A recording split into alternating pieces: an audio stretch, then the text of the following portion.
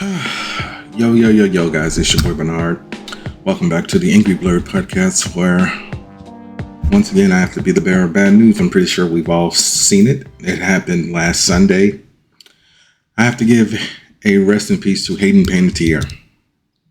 So if for some reason you don't know who Hayden Panettiere is, a lot of us know her for playing Claire. What was her character's name? Claire Bishop? It's been a while. Claire Bennett, I want to say. I'm double checking this right now. On Heroes. Double checking. Claire Bennett. She played Juliet Barnes on Nashville. She was the voice of Kyrie in Xeon in the Kingdom Hearts games. She was Kirby in Scream 4 and 6. She was also the voice of Dot, the little ant in A Bug's Life. She was also on Raising Stripes, Disney's Ice Princess, Bring It On, All or Nothing. One of my favorite movies, I Love You, Beth Cooper. Check it out. I think it's still on HBO Max. I watched it I want to say a couple months ago. It's towards the end of last year, beginning of this year. And she was also Samantha in the video game Until Dawn. She passed away a few days before her birthday. Actually, her birthday was yesterday at the time of this recording, August 21st. She passed away on the 16th at age 36. No official cause of death has been given, but everyone is saying that there was Narcan on the scene, that she possibly passed away from a drug overdose. And literally, I saw this and I was like, really? Hayden. She was just in Scream 6 a few years ago, and she was supposed to be in 7, but then they reworked the script, and she had just released her memoir earlier this year. It's actually on my list of audiobooks to listen to. That was my next listen. I'm listening to Brandy's book at the moment. But yeah, man, I really can't believe that. But yeah, a lot of people also know her for Remember the Titans. Apparently her first acting gig she got when she was 11 months old. It was for a Huggies commercial. She was the girl in Remember the Titans, Cheryl, who was kind of I think she was going back and forth for the coach of the team or something like that. I never saw Remember the Titans because I don't really watch football movies. I think the only football movie I might have seen is The Longest Yard, now that I think about it. But yeah, man, I saw that. I was like, wow, really? Good grief. But yeah, TV credits, One Life to Live, something called Aliens in the Family. She was in an episode of Unhappily Ever After. She was also on Guiding Light, an episode of Touched by an Angel, 2 episodes of Law & Order SVU, Ally McBeal, something called Normal, I guess was a made-for-TV movie from HBO. Malcolm in the Middle, Fillmore, Tiger Cruise, Lies My Mother Told Me. That's also a TV movie. Commander-in-Chief, I never heard of that. But Heroes, man. Heroes has been on my rewatch list for the longest, and I've just been procrastinating. And I meant to grab it last week out of my storage unit because I don't really have anything on that shelf besides Blu-rays and 4K Blu-rays. There's a few DVDs that I got here and there of stuff to watch, Drawn Together, or Kyle XY, Guyver. So yeah, I got to go to my storage unit and get Heroes, since I don't know what made me want to rewatch Heroes. Maybe it was seeing her in Scream 6. Maybe it was the fact that she released an autobiography. But yeah, a lot of stuff, a lot of tributes came out. Viola Davis gave her tribute. Supermassive Games, who did Until Dawn. Alison Stoner, who a lot of people may know for being in I think she was in the Missy Elliott video for Work It. She was also in Cheaper by the Dozen. She took over the role of Kyrie, believe, in Kingdom Hearts 3, if I'm not mistaken. Oh no. So she redubbed it when they re-released it with like the final mix and stuff. So Hayden was carrier for Kingdom Hearts 1 and 2, and Allison Stoner did everything after that, like Chain of Memories, 358 over 2 days, so on and so forth. Yeah, she gave her a condolence. And everybody was talking about, I can't remember the guy's name who played her father on Heroes, because he said that, he basically said that, the paparazzi were harassing her for like forever. And, he, did everything that he could as, not her actual father, but like a father figure to protect her. And he was just basically like, and like I saw comments of like people saying like, why didn't he ever speak out before? He did speak out before. I actually remember something like around like, I want to say like it was like during the writer's strike or something like that, where he said something. Also, nobody has said anything like from the cast of Heroes that I've seen. Like I didn't see Milo Ventimiglia say anything, which would kind of be tricky because I'm not sure if it was confirmed, but it was alleged that they might have been dating when she was 17 and he was like 20 something. I'm not. Yeah, Jack Coleman was his name. So yeah, I don't know. But yeah, just if you haven't already, turn on your favorite Hayden Panettiere movie, TV show, one-off episode. I know like a lot of people who rewatched Remember the Titans when this news came out. But yeah, I'm getting ready to rewatch Heroes. As a matter of fact, when I'm done recording, I am going to go to my storage unit and go get that box set. I also, this one happened last night actually. I have to give a rest in peace to Michael Wright. So, a lot of people might not know Michael Wright by name, but he was an actor who, he passed away, like I said, he passed away on the 19th. So what was that? Thursday. The news came out last night, Friday evening. He played, if you ever grew up watching the Five Heartbeats, you know him. He played Eddie King Jr., who everybody calls Eddie Kane, but it's Eddie King. Okay, he was also on the V series, the original V series. He played Elias Taylor. So he was in V and V The Final Battle. He was in the episode of Miami Vice.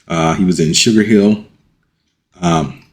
He was on Oz. He did the voice of Black Mask and Batman Dark Tomorrow. One of the last things I saw him in, he was in a few episodes of Black Lightning. He was also in that horrible 50 Cent movie Before I Self-Destruct that was, released with his CD. But one of my favorite roles that he ever did outside of the Five Heartbeats, he's in Money Talks. So he plays, what was Chris Tucker's character's name? Franklin? Yeah, Franklin Hatchet. He plays Franklin's friend, Aaron. So if you remember, like him and Charlie Sheen, they go to Aaron. He's like, help you out. But yeah, I had to give rest in peace to Michael Wright.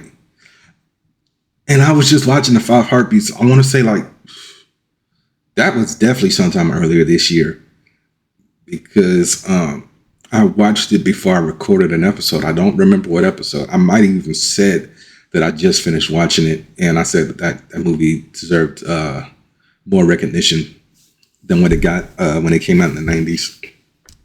But yeah, I got to give a rest in peace to Hayden Panettiere and Michael Wright. He was 70. Like I said, he passed away from heart failure and complications from a disease I cannot pronounce, but his acronym is MBD, is Marchia Fava Bignami, which is a neurological disease of alcohol use disorder or malnutrition characterized by corpus callosum the myelium and necrosis and subsequent atrophy. So yeah, basically it's commonly associated with chronic extreme alcohol consumption.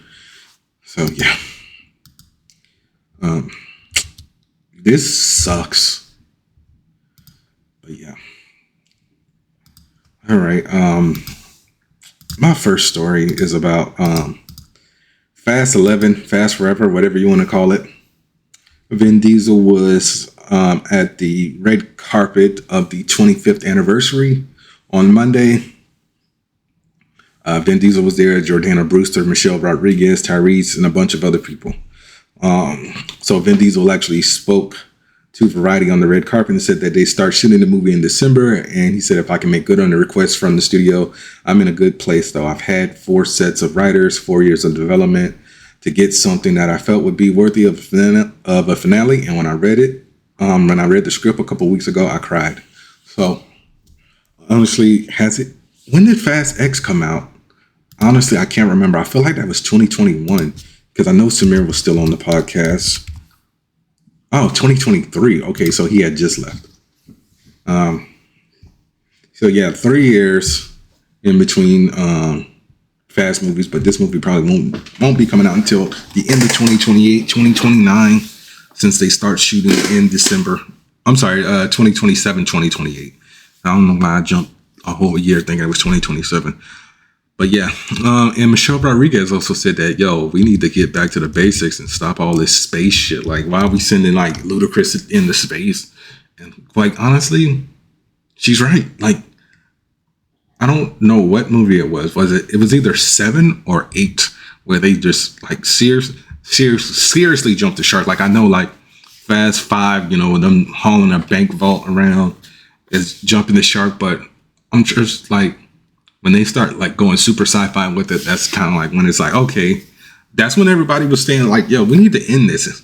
Like, especially after like F9 came out and the trailer came out where Dom basically slingshot the car over a broken bridge. It was like, all right, man, y'all got it.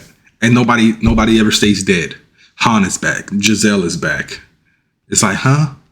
Giselle fell out of a moving plane that was about to take off. She would be dead by the time she hit the ground. So they're going to have to justify sensibly how she is not, tarmac pizza. But yeah, I just really wanted to be done with. And, and even then, Universal is still talking about doing spinoffs. They just built a new ride at Universal Studios in California and Orlando. Like, they got rid of the Hollywood, what is it called? The Hollywood Rocket. Right, where like they played, like you selected, like 15-year-old music at this point. Like, they never updated the music, so yeah, that ride had to go, and they got rid of the supercharged ride. So yeah, I don't know, but anyway, next story is simply this. It's in regards to Marvel. So as you guys know, SDCC was a few weeks ago, and we got the announcement of Ghost Rider, Black Panther 3, and what else was it? It was another movie, wasn't it? No, it wasn't. It was just those 2 movies. So all we knew was that it was going to be coming out in 2028. But now we actually have a release date for Ghost Rider. So Ghost Rider will be coming out on July 28th, 2028. So honestly, I don't like that date. If anything, they should push it back to like August or September, just because why are we releasing these movies like 2 months apart? Like, because X-Men comes out May 5th and then Ghost Rider's at the end of July. So, I mean, I guess, but still, like, I never got that with Marvel. Like they've been doing that since like phase 1. Is that window open? I shouldn't be able to hear that guy revving down the street. And he's not even like on the street, like outside of my condo. He's like on the adjacent street, like a main road. But yeah, I've never been a fan of like, we're gonna put these movies like 2 months apart, just because the movies are still gonna be in theaters because it's a 45-day window. So May 5th. It might just be like at the end of the X-Men release window, but still at the same time, I'm like, I'm really not feeling that. And also, Black Panther was December 18th, if I'm not mistaken. December 15th. Sorry. But yeah. So, Sean Levy, Ryan Gosling, no idea on who's going to be the villain or what the plot is going to be about, or if it's going to be an origin story. Honestly, I really don't feel like we need movies with origin stories. You can kind of give us an origin and like a flashback or like something like that, kind of like Fantastic Four First Steps did. Like we jumped right in that movie with that team already established, and we got to see like news highlights and things of that nature. So yeah, we could, and I know I'm always one to nitpick about non-linear storytelling, but you know, having an origin and a flashback is one thing, but like telling bits and pieces of the story that leads into like the main thing is another thing. That was my gripe with Eternals. But anyway, I'm going to take a break. Here's the W ad. I'm actually going to go make some. I just got some Push and Punch, and they sent me a new shaker bottle because they had a promo where like if you put free gift in the comments, you got something. So I got a shaker. I'll be right back. This episode is brought to you by Dubby. Dubby gives you focus and energy without the crash and jitters. It has no sugar, fillers, or artificial dyes. Mix one packet or scoop into 8 or 12 ounces of water. Stir or shake well. Some powderiness is normal, and it has all the important vitamins. So this has vitamin C, B3, B6, and B12. And it's made from coffee fruit extract. So drink it and go conquer a task, and go to dubby.gg and use my promo code angryblerd10 at checkout to save 10% on your order. That's dubby.gg with promo code angryblerd10. All right, so I'm back, guys. This is the shaker they gave me. Anime girl, short shorts, G-string, abs. Yeah, I don't know if it's actually from something, but that's what it is. All right. Next story is in regards to something that we were waiting for, which has finally been confirmed. It took long enough. Welcome to Derry has been renewed for a second season. So as I told you guys that Andy Muschietti was planning for the next season.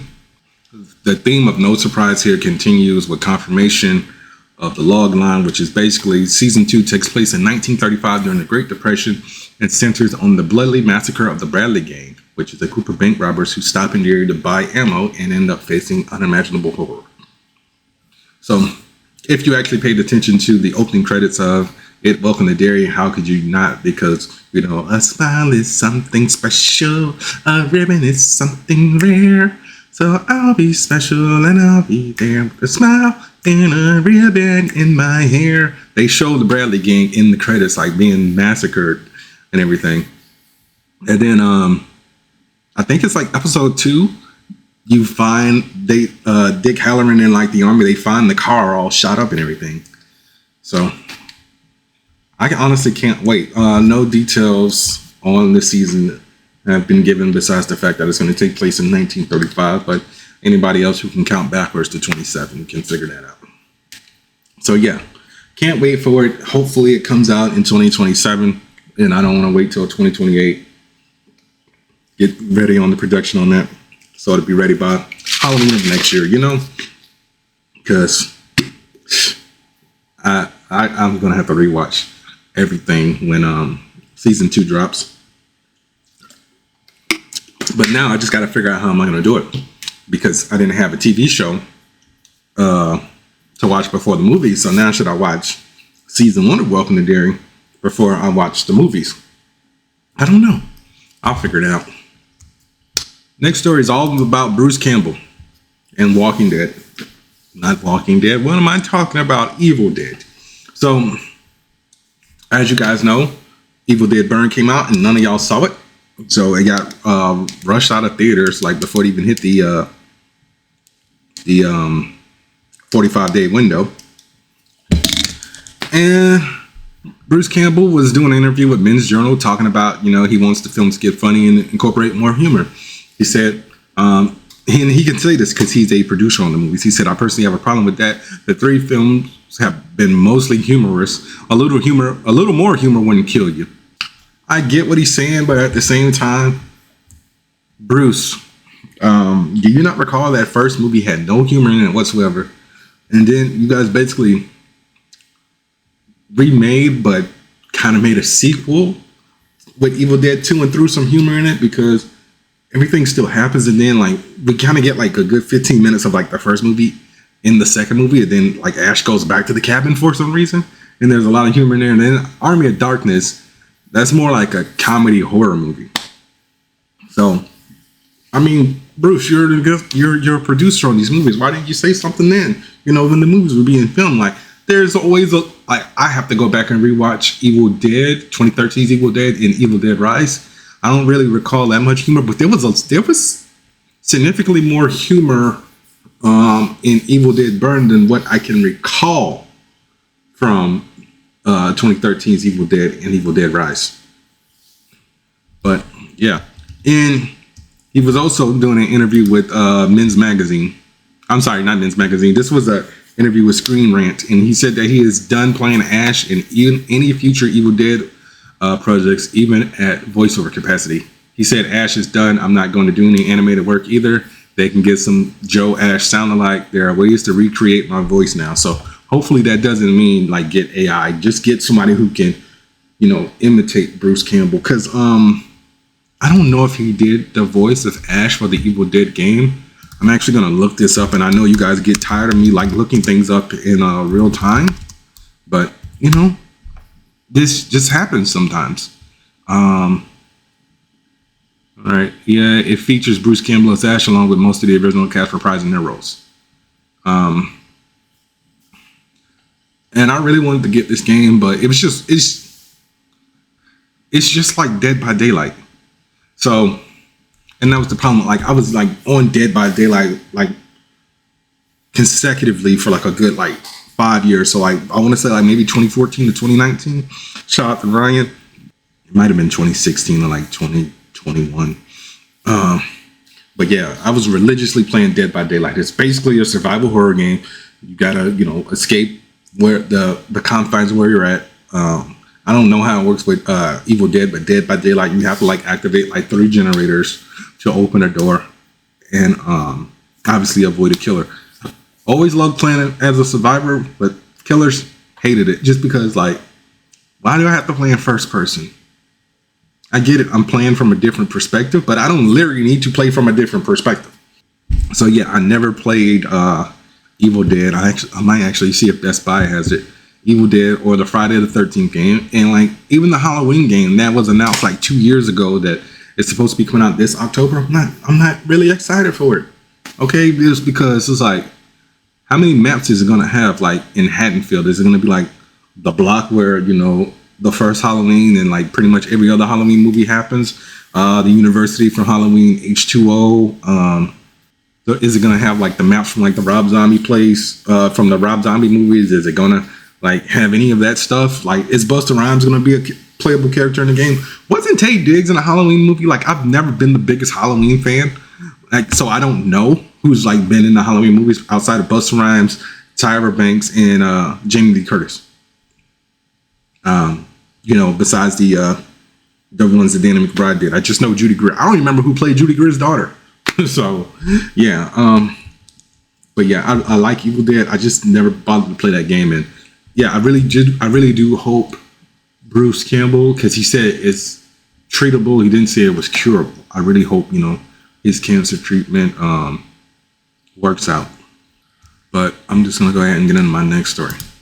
So a movie that got a TV show that none of you watched because I had nobody to talk about it, National Treasure, might be coming back with a 3rd movie. So John Turteltaub, who is the director of the movies, and he gave fans hope on what his hypothetical National Treasure 3 movie would be about. So apparently they greenlit the movie over 6 years ago. Did not know that, or I forgot, because that was pandemic and I don't really remember much from the pandemic besides what I lost. So John Turtletop revealed on Friday that National Treasure 3 was finally real at a weekend event devoted to celebrating the first movie. He told attendees that they deserve to have the scoop and that there's a script that he and Disney currently like, and there is a plan to bring everyone back to the extent that we can. So I'm all for it. I would like them to incorporate the series in some way, shape, or form, just because, like what, 3 people, I want to say, from the movies appeared in those shows. I mean, in that series. What was her name? I'm looking it up right now. Where's National Treasure? Edge of History. Here we go. Yeah, Lizette Oliveira should show up. But yeah, like, and her friends, like, yeah, Harvey. Oh, it was only 2. It was Harvey Keitel, and Justin Bartha showed up. I don't know why I thought Diane Kruger showed up, but yeah. So have that crew show up, and Riley can be obviously the anchor in between the 2 series. But 6 years ago, that movie was announced. I do not recall that at all. Like, I'm pretty sure if I type National Treasure in my notes, was I even taking notes then? Apparently, when I do type in notes, episode 37 comes up. That was the announcement for the National Treasure series. And episode 96, Fuck Miami, that was an update on the National Treasure series. So yeah, that might have been before we started doing the podcast, because we started, I want to say it was like right before summer. I don't know. But yeah, so there's that. Next story is just simply this. As we know, Avengers Endgame is getting re-released for Avengers Endgame Encore, which will, have new footage that's set in the Doomsday story. But now we know the runtime and how much time will be included. So I was kind of excited for this because Kevin Feige said that there was going to be additional footage. We didn't know how much footage. And I do know, like, when Avengers Endgame got re-released, like, I want to say it was like the end of 2019, right before the pandemic, that they put like an additional 7 minutes of footage in there. But it was like deleted scenes or unmastered scenes. So like the scene with the Ancient One and Hulk is a little bit longer, but they have Mark Ruffalo in the CGI suit. But all we know is that is like 4 more minutes. So yeah, so it's going to be 3 hours and 5 minutes long. So I don't know if I'm going to go see that just for an additional 4 minutes of content. So like, unless this runtime is not correct from AMC and it's like going to be like 3 hours and like 15 minutes, then I'll go. But an additional 4 minutes, I'll wait for it to hit Disney Plus, or I'll wait for the additional 4 minutes to hit YouTube, or because somebody's going to record it and post it on Twitter the same way, everybody got that leaked Beyond the Spider-Verse footage and uploaded it. And I ripped it before it got pulled. So I'll keep an eye out for it. And, if you guys don't go, I will tell you what all happens in it. It's probably going to be like some weird crap like Doom is a ghost or something, and he inhabits Tony's dead body and like comes out the grave or something like that. Don't be that predictable, yo. Okay? All right. Next story. I told you guys about the Jimmy Olsen and Gorilla Grodd show, but now we finally have full details on the show. So we got the title, everything. So here's the tagline. A super intelligent ape is convicted of murdering his father, the king of Gorilla City. In an 8-part true crime docuseries, the Daily Planet's Jimmy Olsen reopens the case, investigating whether Gorilla Grodd was wrongfully convicted of one of Metropolis's most famous murder trials. So this is from James Gunn's Twitter account. He said, "The People versus Gorilla Grodd, the new show from DC Studios, is coming to HBO Max. Our first foray into the true crime genre from the creators of American Vandal, starring Scarlett Gisondo as Jimmy Olsen and Jimmy Tatro as Gorilla Grodd, Beck Bennett as Steve Lombard, Michaela Hoover returning as Cat Grant, and Wendell Pierce as Perry White. Who is Percy White? Oh, Percy Hines White, the dude from Wednesday got fired. Additional cast includes Mary Holland, Eduardo Franco, Dan Perrault, and Arian Moayed. Along with Lanterns, this is one of the shows Peter and I pitched to WBD before we came on board with Tony and Dan at the helm. It's something truly special.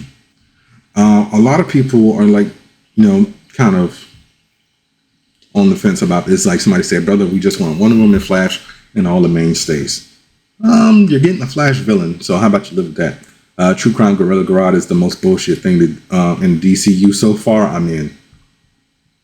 And then somebody posted a meme of the dangers of hyping up mid. So I'm tentative about it. Okay, I'll check it out. Like, I really thought Lanterns was going to be bad, and I thoroughly enjoyed Lanterns, which I will be talking about a little bit later. But yeah, so I really hope it's good. And I try not to go into things with expectations. So yeah, I'm going to check it out. Like I said, fingers crossed that it's good. All right, next story is just simply this. Like, Golden Axe, the video game that we played on Sega Genesis, like a lot of us played, I believe there was also an arcade version, if I'm not mistaken, is getting a TV show from Paramount Plus. And I did not know this was going to be a thing. So I saw the trailer and I'm like, wait, what? And I sent this to my group chat with Samir, and Samir's being Samir. Also, now you like Sword and Sorcery. Motherfucker, I like Sword and Sorcery. I'm just picky about it. Sorry I didn't like goddamn fucking Game of Thrones like everybody else. Sorry, I watched the whole first season and realized, you know what? This shit ain't for me. So, episode 1 will be dropping on September 16th. I will probably try to squeeze this in for my reviews, but the cast we know so far is only 5 people. Matthew Reese is going to be playing Gilius Thunderhead.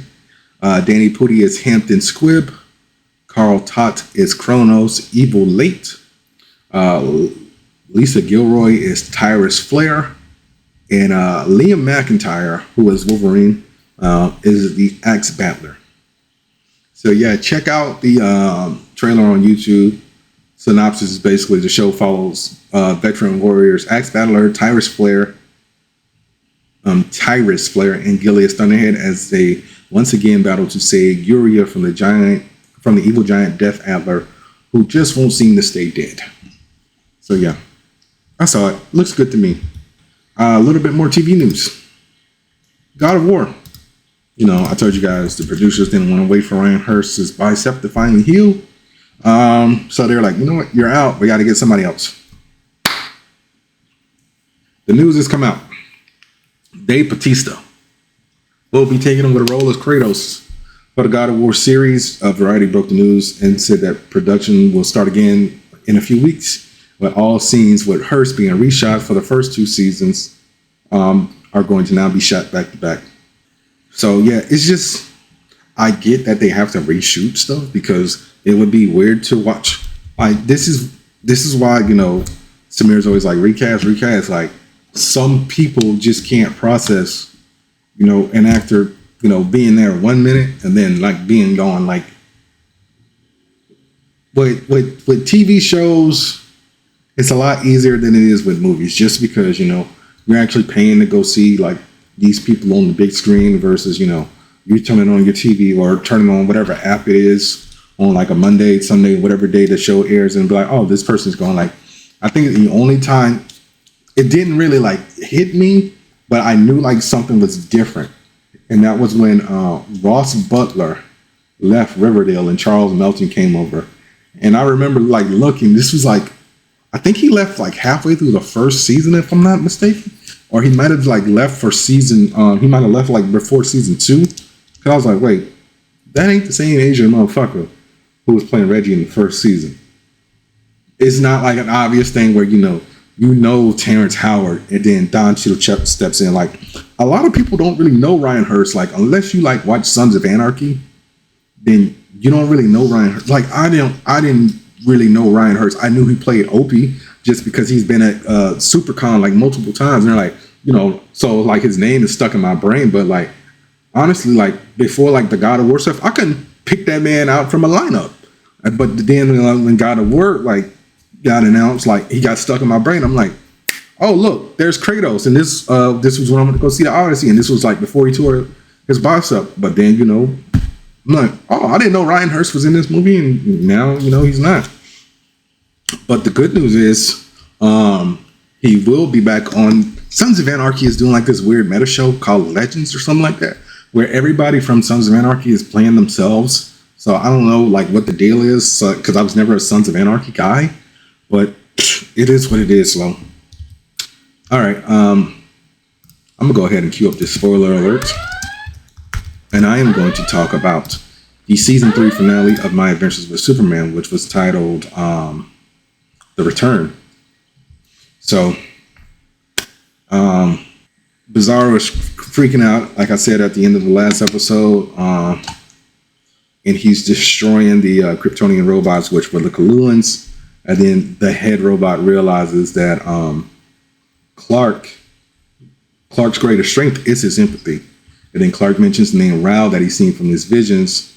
And then, the stewards show him the offspring of Krypton's son, which ends up restoring his powers. So meanwhile, the Eradicator has taken out everybody from Checkmate, which causes Amanda Waller to, bitch out. But Lois decides to stay with Kara, Jimmy, and the kids to try to fight off the Eradicator. When Jimmy gives Lex a talk about, taking responsibility for your action, Lex actually makes a device that allows him to take control of the Eradicator. But before he can even use it, Checkmate makes him and Jimmy get on a helicopter, which then crashes. And then they get ready to go back to the fight. Slade gets ready to stop them, and Lex is like, yo, I need to do this. And Slade's like, get the fuck out of here. And he's like, thanks. So Eradicator starts to make more duplicates that pretty much almost takes everybody out. Lex tries to get into the Eradicator's mind, but doesn't really work out. And right before the Eradicator gets ready to kill everybody, Clark shows up, saves the day in his brand new Kryptonian armor, which eventually gets torn to shreds. He apologizes to Jonathan for not being there, gives him and Lara a hug. The whole House of L is there. They get ready to fight all the clones while Clark fights the Eradicator. Superman actually ends up defeating the Eradicator, but causes him to de-evolve in the process. And Superman offers him help, and the Eradicator's just like, fuck you, bro, and just disintegrates. The kids go back to the future. Lex is in prison on Stryker Island, and he warns Amanda Waller that galaxies have emerged since new galaxies have emerged since Kandor's destruction. And on the farm, Kara and Jimmy play with Lois and Clark's dog Crypto, and Lois proposes to Clark. Jimmy fumbled the bag, bro. Jimmy just got friend zoned hard in this episode. It's like, yo, you should have just been straight up like, yo, I like you. I think you like me. We should go out and try to make this thing work. But nah, he was like, nah, man, she got to get acclimated to the earth and whatnot. So I don't want to be her tether, and she need to go out and live her life. But yeah, so now you friend zone, bro. Jimmy fumbled big time. Like everybody, like if you go and look at any clip from this season that involves Jimmy in some way, shape, or form, they're gonna be like, yo, pass the ball, bro. Pass the ball. So yeah, thoroughly enjoyed the season. 10 out of 10 for me. Still no news on if it's coming back for a 4th season. I really hope it does, because like I said, I enjoyed it, man. All right, so let's go ahead and talk about the first episode of Lanterns, obviously titled Pilot, because it's the first episode, and it's kind of, I take it as a pun since, Hal used to be a pilot. I don't know if we have 2 timelines in this show or 3, but we do start with a flashback in 1996 of Hal being interviewed on the news. I don't remember. It was national news though, when he was talking about how he became a Green Lantern and what it takes to be a Green Lantern, and you can't have any fear. John's watching the interview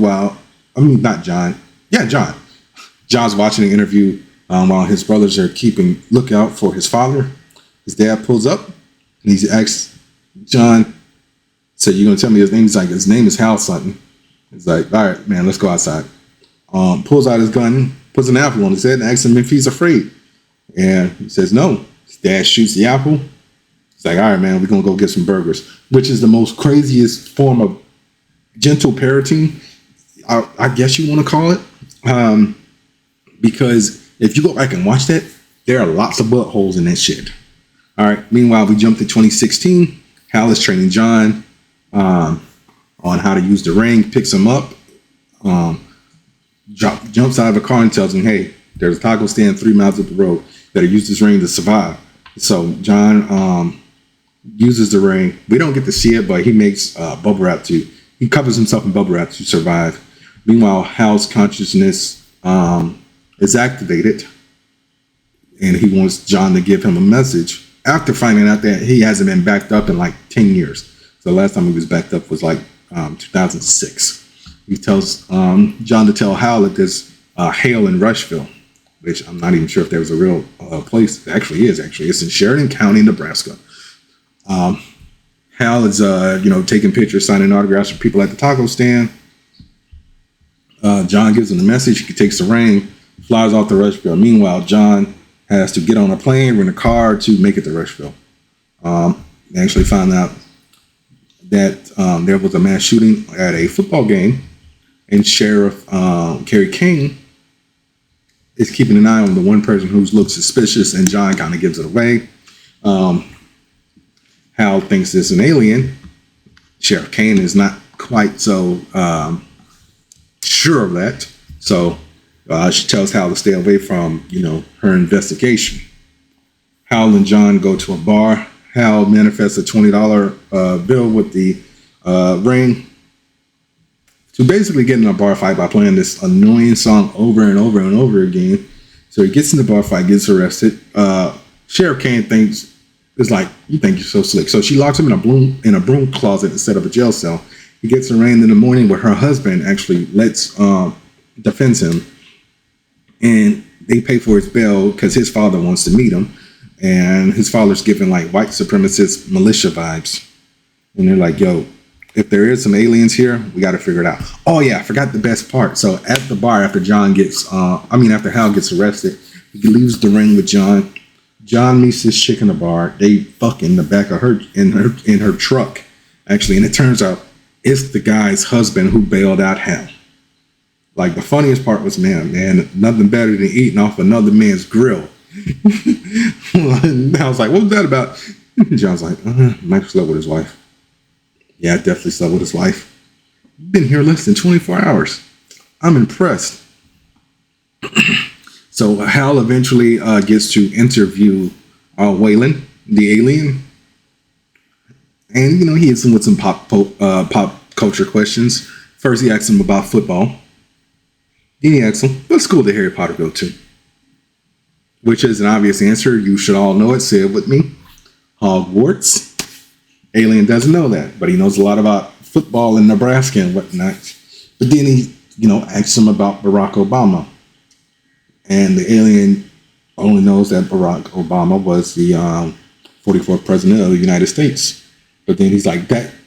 So as a Nebraska person, that's all you know about Barack Obama. Then he trips him up, like, yeah, there's some difficulty about the legitimacy of his birth certificate. And he basically self-destructs. All right. Then we jump to 2026, where John ends up coming back to Rushville, where Sheriff Kerry shows Hal dead with a bullet hole in his head, and his ring is missing. So we have no idea what is going on with Hal. How did he get here? And what's going on with the aliens in Rushville? But we will find out as this season progresses. So like I said, I thoroughly enjoyed this episode. I really was surprised because, like, I've been talking about this show for like the past year and a half, and I was like, oh God, like, Samir is very nitpicky about it. He's mad that we don't really have any, suits in here, and we got 3 constructs and using the lighter using the ring as a lighter. But all in all, that was my first episode. I will definitely keep checking it out. Watch Lanterns, guys. All right, so now it's time for me to talk about a movie that I really didn't have any intention of seeing But I was like, you know what? It's a Tuesday. I'm gonna go ahead and go and see it. The End of Oak Street. This is written and directed by David Robert Mitchell.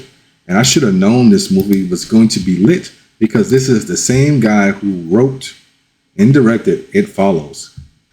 It stars Ewan McGregor, Anne Hathaway, Maisie Stella, and Christian Convery. And I was like, I saw the kid, the son, and I was like, where do I know this dude from? He was on Sweet Tooth on Netflix, and he voices Oliver on Invincible. So Anne Hathaway plays Denise Platt. Ewan McGregor plays her husband, Greg. Maisie Stella plays Aubrey Platt. Christian Convery is Ben Platt. PJ Byrne, the most annoying man on the planet. He always plays a douchebag. He plays their neighbor Mel. Emily Crunder is Miss Valcourt, who is a librarian. Hudson Meek is Caden Turner. David Alexander Kaplan is Charles Tucker, Caden's brother, who actually gets his arm broken by Brian. And Ann G. Bird is Mrs. Huddleston, who is a neighbor. And Jordan Alexa Davis plays Jeanette. So this movie takes place in 1982, where Denise is an aspiring writer, and her husband Greg, Aubrey, and Brian and their dog Starbuck live on Oak Street, which is a suburb in Flowervale, Michigan. So you can tell, like at the beginning of this movie, that the family, Denise and Greg, their marriage is kind of shaky because Greg says he has to leave to go to work at this big neighborhood cookout, and Denise is a little frustrated because he also told Brian that he can bring the dog out, but he's got to keep an eye on him, and you know, typical like Trouble in Paradise stuff. Denise actually takes a picture of a plant that shows up in her neighbor's yard, and she talks to Mrs. Valcourt, who works at the library, about it after she checks out some books, saying that, you know, she can't really find anything on it. And she says that, oh, it's a species of plant that went extinct millions of years ago. Then the next day, like some flashing lights and like some loud whooshing goes off. Mel gets annoyed because he also has a confrontation with Denise about their dog like getting in the yard and digging up some stuff, and basically threatens to kill the dog. And she says, "You kill my dog, I'm gonna kill you." So the next day he wakes up and there's a mountain of crap in his backyard, and Greg offers to help clean it up despite the fact not having anything to do with it, and says that Brian's also gonna help. But then, you know, another like flare goes up and the power is out. They have no water. Starbuck is missing. Greg and Denise go search for Starbuck, but then, you know, Denise finds Mrs. Huddleston dead in her kitchen. She grabs a gun, and you start seeing dinosaurs all over the place. And they're just rampaging the town, killing all the neighbors. Mel is on the roof shooting at a bunch of pterodactyls, and they swarm on him and kill him. Like, bro, I've never seen like a movie like this where, like, you know, you see animals die. Like cats were dying. Like all the dogs were dying. Starbuck didn't die though. Brian and his friends actually, before, you know, everything went to crap, they were roaming through the neighborhood on their bikes, and that's when the Charles is looking for Brian for breaking his brother's arm, sorry. And they come across Jeanette, who goes to a private school. Both of Jeanette's parents get killed, and Brian and Audrey find her and save her. And like, so predictable, you could just tell like right off the bat, like Brian's got a crush on this girl, but this girl has a crush on Audrey. So then they make it, they actually find a house to bunker down in over the night. But Brian, like I said, snuck out to look for Starbuck the next night, and Audrey followed him after, you know, hearing her parents argue. So then Denise goes to check on the kids. They're not there. She talks to Greg. They go looking for them. They actually go around a bunch of giant turtles and basically get attacked by a T-Rex and end up setting the neighborhood on fire. And on their way home, they get attacked by I don't know if it's the same T-Rex or another T-Rex. They kind of scatter about. Freaking Brian almost gets killed. Denise shoots the T-Rex, almost gets killed. Greg shows up, hits the T-Rex with a bat, pretty much saves the day. The T-Rex bites off his leg, and you think that's it, like, because he like slams him into the ground and then he eats him. So I was like when that happened, like my entire theater went quiet, man. And they keep seeing like these little flashes like popping back up to like, you know, their neighborhood, and they have the opportunity, like Denise and Greg had the opportunity to go in one, but they're like, no, we're not. Denise was like, I'm not leaving without you and the kids. So yeah, they see another one at what is the Mrs. Valcourt's house, and you know, Denise, Audrey, Brian, and Jeanette all head that way, and Mrs. Valcourt's husband has been eaten by, what was it?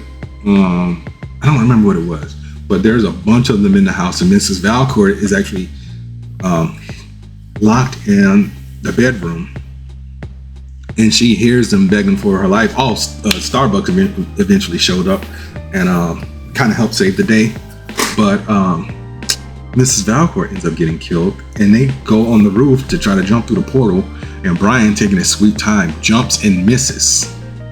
So then they got to go back in, and they all jump in at the same time, but they weren't sure at first. So Jeanette's like, screw it, I'm going in. So then they all jump in, and you actually find out they went back in time to the day Oak Street disappeared, like literally about 20 minutes.